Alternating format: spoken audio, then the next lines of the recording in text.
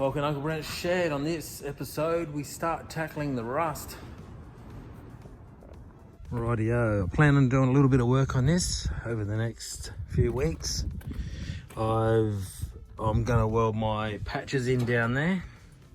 I'll take the doors off and drag it in the shed.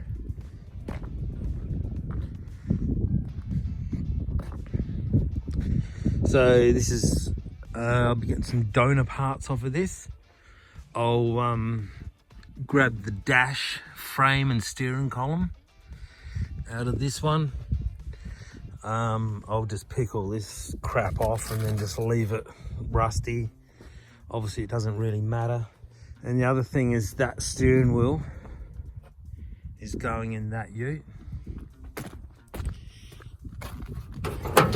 So I'll pinch that wheel. I'll just swap wheels over because I'll rather put a stock wheel in this for when it's gets tidied up and regoed. So that one there will end up on the maroon VC. Shut the door.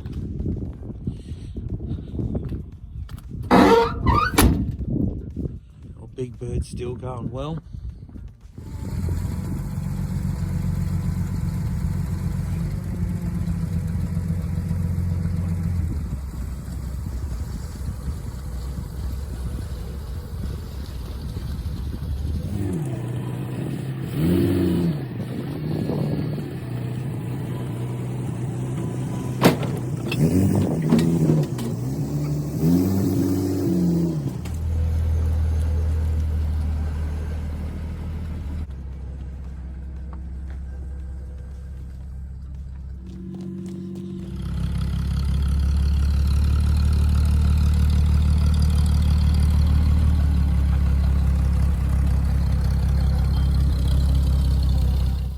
That's hot.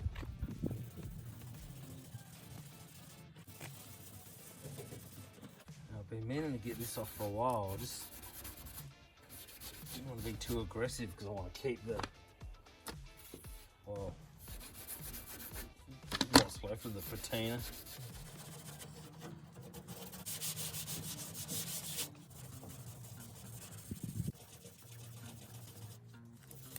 Doesn't come up too bad. Use a rag. Probably could have got a bigger rag.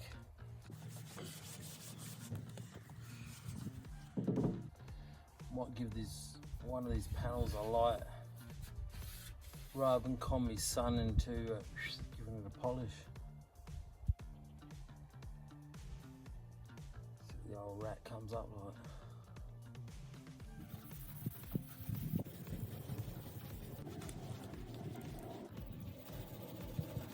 This door was straight, other than the rust there. When the bloody forklift driver picked it up to put it on my trailer, punched it in there and punched it in there. I wasn't overly excited about it. You know, the car's obviously rough, but didn't have to wreck it anymore.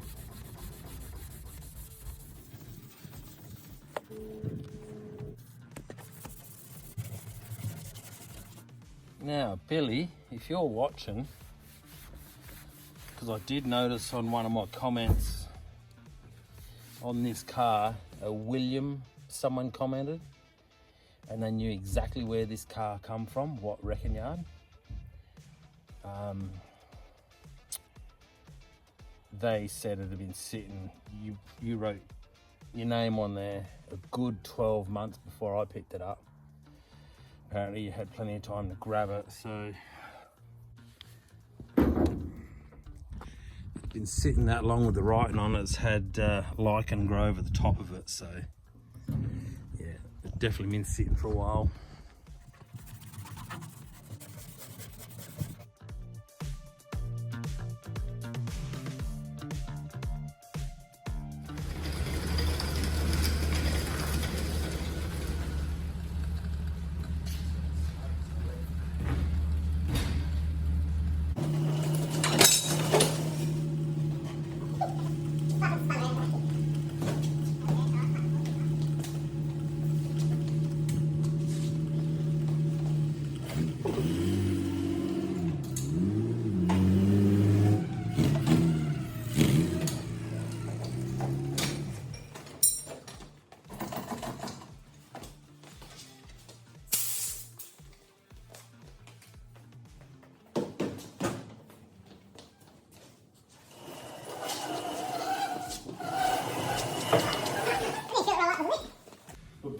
try to do first? Let's do a little pat tape.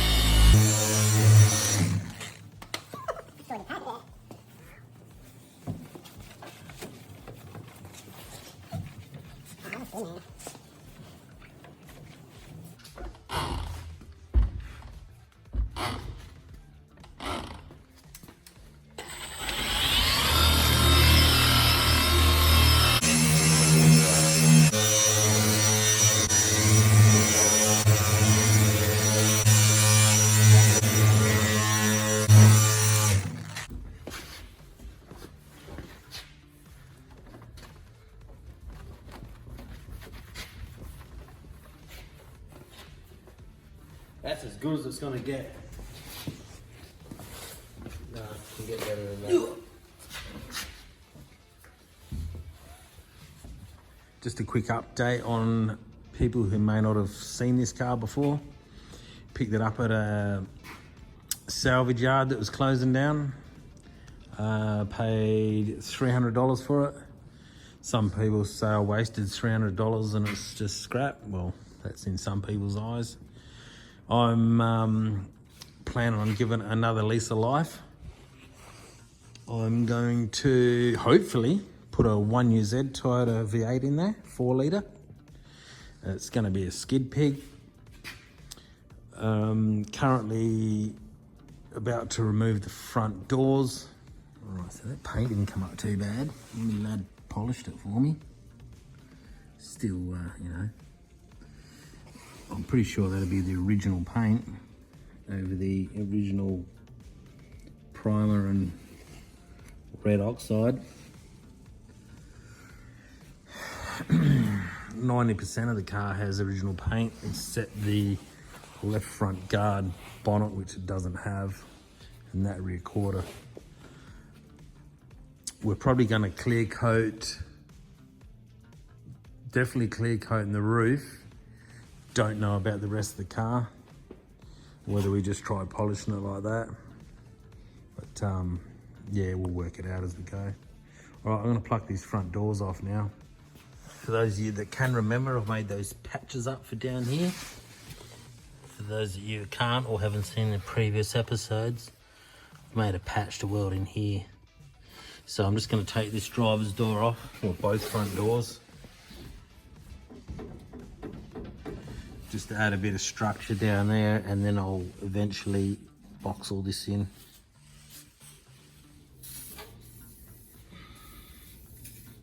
For those of you that don't know, it's my birthday today. Ooh.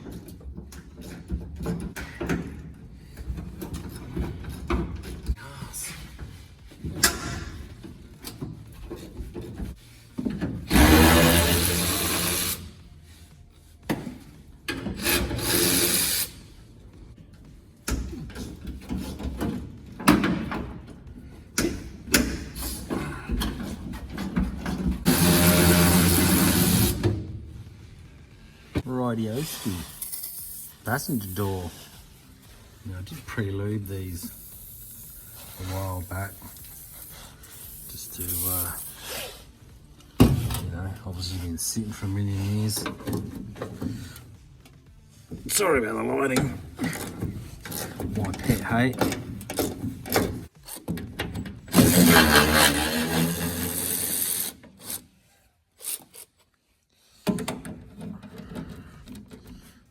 Oh, I haven't cracked them yet.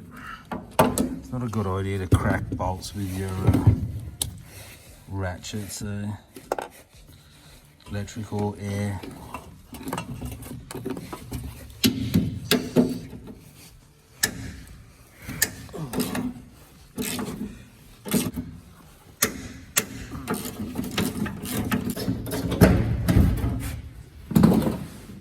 What I might do now is clean all this crap out, all the parts, bits and pieces, pull that wiper mechanism out, the air vents, a bit of stuff and insulation over there, and just throw everything in the boot so I've got a bit of a clean space to work with.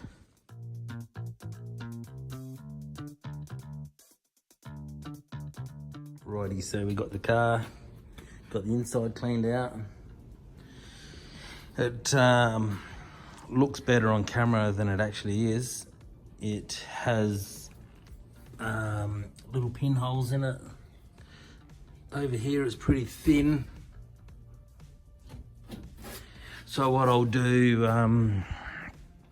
I'll give it a real light wire brush just to clean the dirt and the loose stuff off.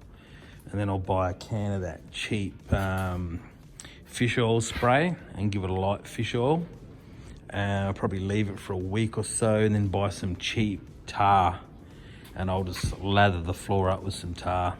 Right, I've been procrastinating enough. I need to trim what I need to trim off on the inside, give this a clean up and a prime and see if we can get it tacked in. Alright, I was told by a spray painter to use rust remover, deoxidizer. Apparently use Scotch-Brite pad, you know, scrub it on, use PPE and whatnot because it's a little bit acidic. Leave it sit for a few minutes and then I'll leave you wipe it off with a wet rag and water.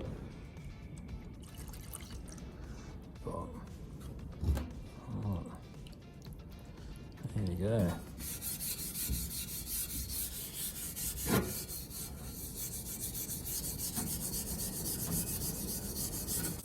It's actually coming off really, really easy. I'm hardly putting any weight on it. I'm basically just wiping it on.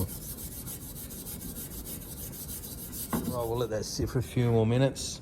To give you an example of how this stuff supposedly works, you know when you see those big fab shops and they've got half a dozen cars in the workshop and they're all in bare metal and they're not rusting and they stay like it for months? Well, this is what they actually do, apparently. So don't hold me to it. Right, so I'm slowly hacking away. It looks pretty bad, pretty daunting. So basically, something that's completely rotted out like this, we need to get a bit of structure in there and like a base to build off of. So that's why I come up with that inner section. Once that joins the A pillar to the floor, well then I can start building off the seal panel. Obviously cut this up a bit and rebuild the bottom of that to join it all together. Now, a bit of a hot tip that I stole off of someone else, Chris Birdsong, to clean up your material. Give it a bit of preheat. The old fire boy.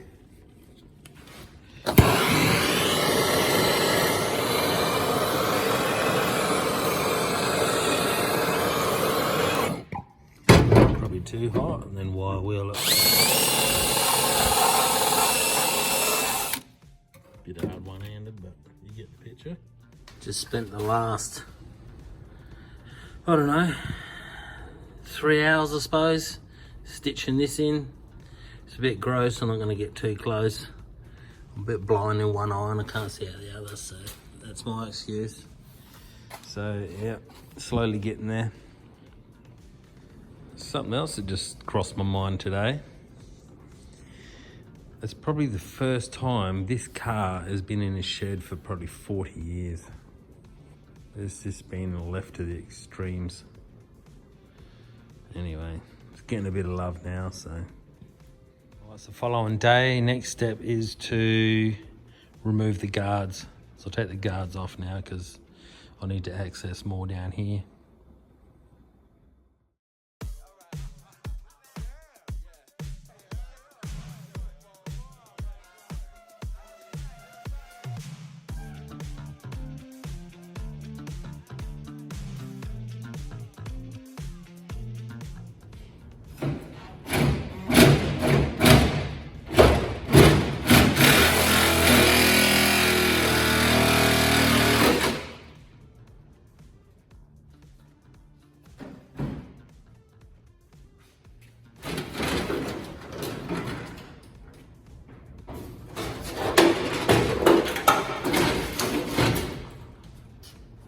Now to take the front off of one of these, it should literally take a half hour, 45 minutes.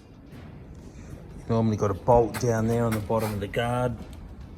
You've got a nut that goes up under here that was seized, so I had to cut that one off. You've got 5 bolts along here. I think I had to cut 2 of those off. A couple snapped. 2 bolts there, 1 up there, 1 down there. They come out right on this side. Those 2 I had to cut off. I think I had to cut 2 of these off and the other 2 snapped. That one broke off and the one down there broke off. And I reckon it took me probably 3 hours. Right, as you can see, this is the problem area. You can see that patch I put in there yesterday, that was. So that'll give me a nice base to work off and build outwards. I'll cut this episode off here. Cheers for tuning in. Obviously, I'll do a few videos on this before I get bored. And then we'll go on to something else. And I was going to say this episode has been sponsored by WD-40. Pretty well used a can on it. Other than that, cheers for watching and look after your mates.